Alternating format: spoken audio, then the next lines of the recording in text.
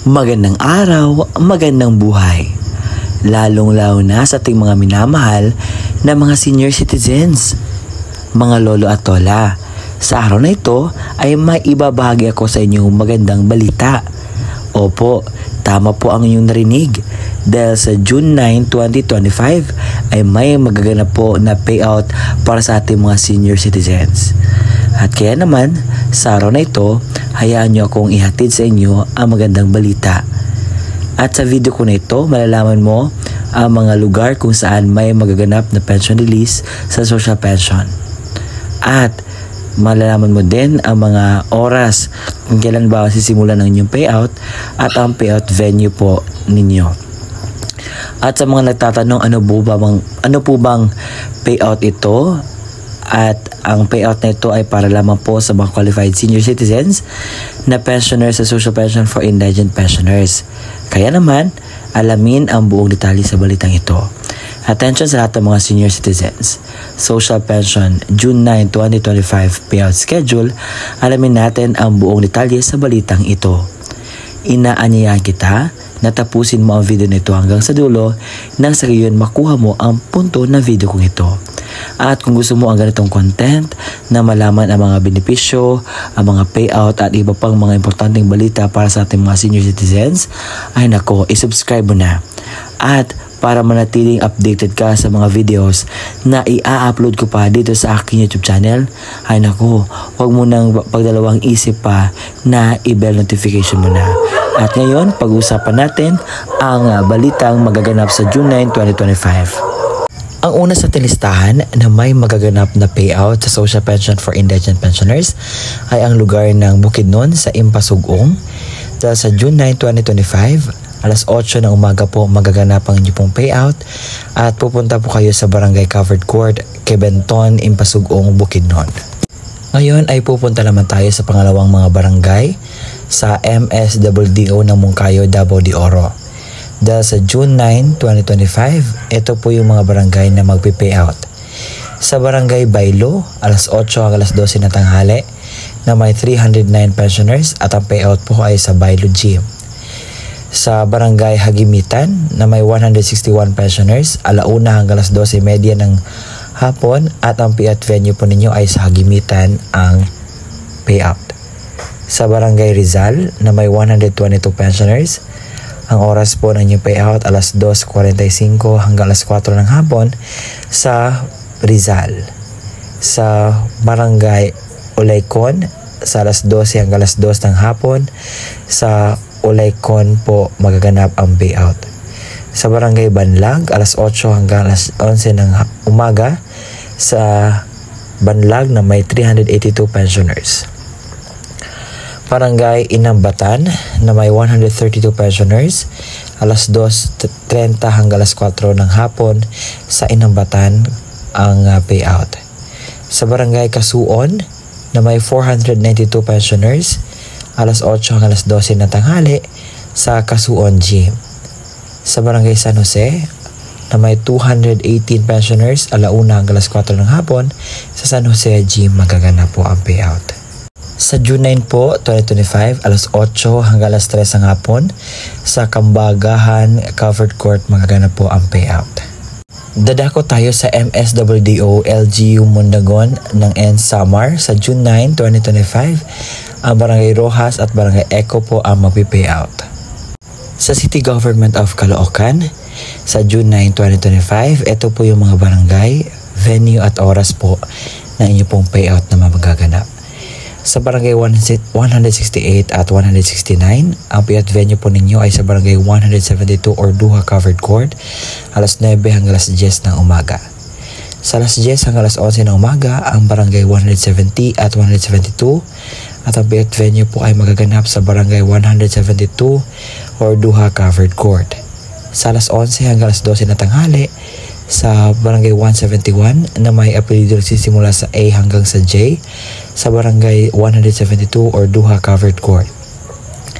At sa hapon, alauna hanggang alas 2 ng hapon, sa Barangay 177 na may apelido nagsisimula sa K hanggang Z, sa Barangay 172 or Duha Covered Court magaganap.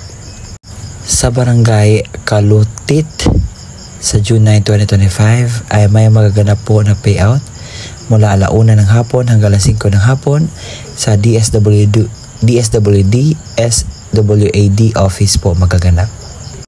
Calling the attention of the following senior citizens of Bukod who did not claim their social pension sa last May 25 to 29 to please proceed to the Municipal Social Welfare Development Office or MSWDO na poblasyon sa June 9 hanggang June 11, 2025 para po makuha niyo po ang inyo pong payout sa social pension for indigent pensioners.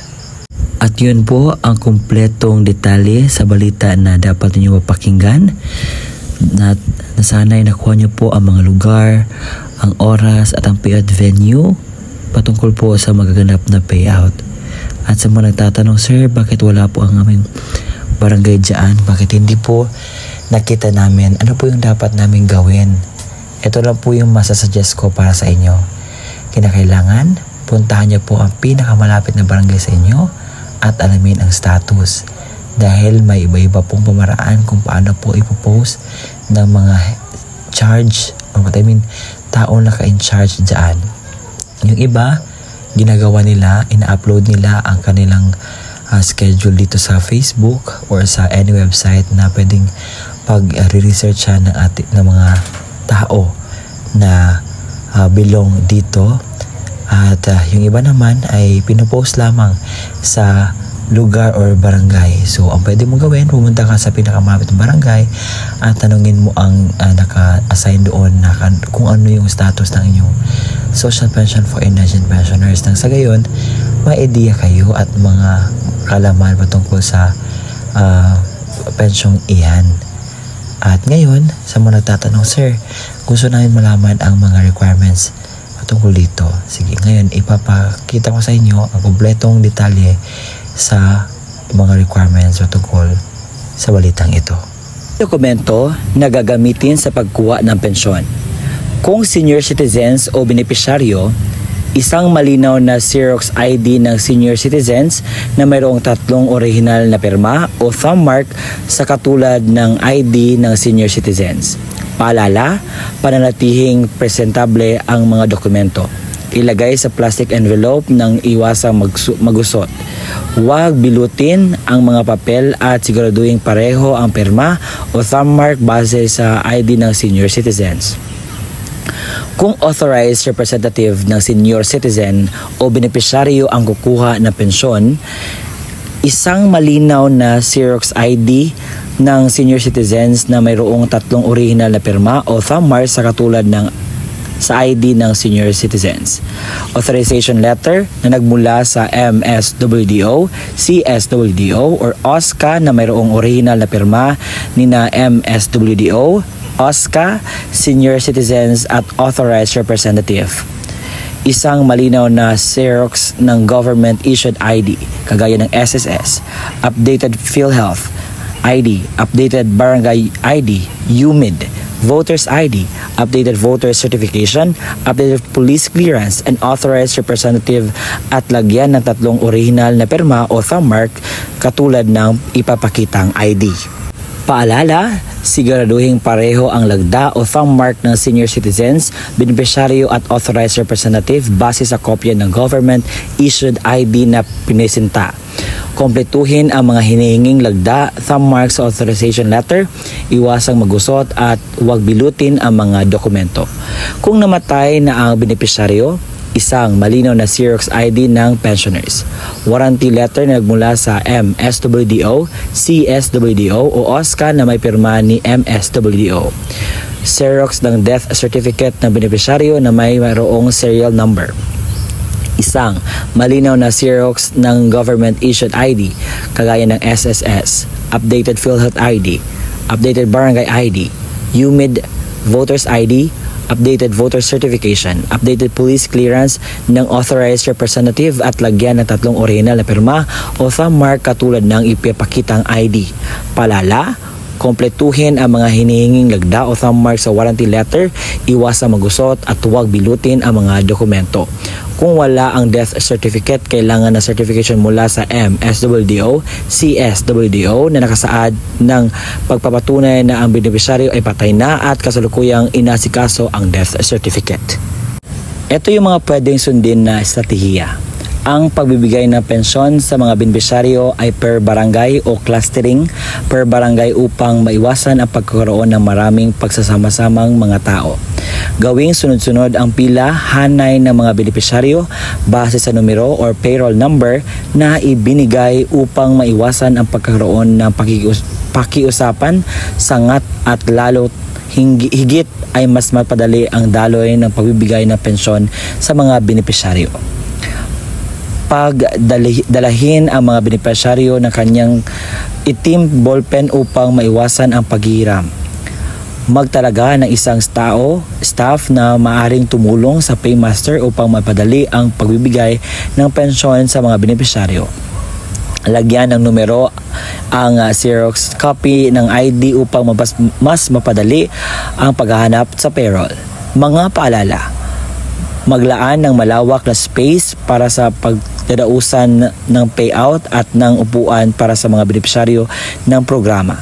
Maglagay ng madaming kopya ng certification of same person sa bawat lamesa na upuan ng mga paymaster at siguraduhin may lagda ito ng MSWDO at CSWDO.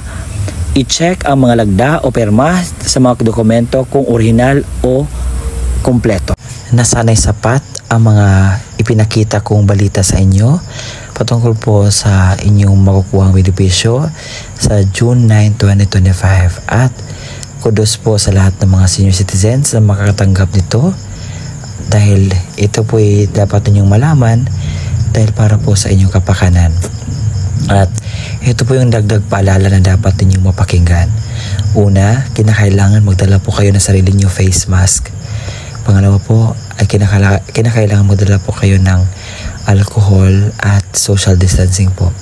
Dahil ngayon laganap na ang monkeypox sa ating lugar, kaya naman mag-ingat tayo para hindi tayo maging biktima sa monkeypox na iyan. Kaya naman kung nagustuhan mo ang content natin ngayong araw at nalaman mo ang punto ng video kong ito, ay nako, huwag niyo pong pagdalawang isip na isubscribe ang aking YouTube channel. Dahil ang purpose nito ay para po ma-inform ang lahat nating mga senior citizens. At sa mga may katanungan dyan, you can just PM me on my social media platform. Just the same with my name dito sa YouTube. And nasanay, kada upload ko ay naging happy kayo na naibahagi ko ang mga requirements, ang mga lugar kung saan may magaganap po ng payout. Salamat po sa pananatiling pagsuporta at papanood ng aking mga vlogs. Hanggang sa susunod nating pakikita, maraming salamat po sa palagiang pagpanood ng aking vlog. At marami po akong i-upload dito ng mga importanteng mga bagay na dapat malaman ng ating mga kababayan. So this is me, Roel Mendoza Tanyo. Salamat po sa lahat. Hanggang sa huli nating pag-upload, abangan nyo. Bye-bye!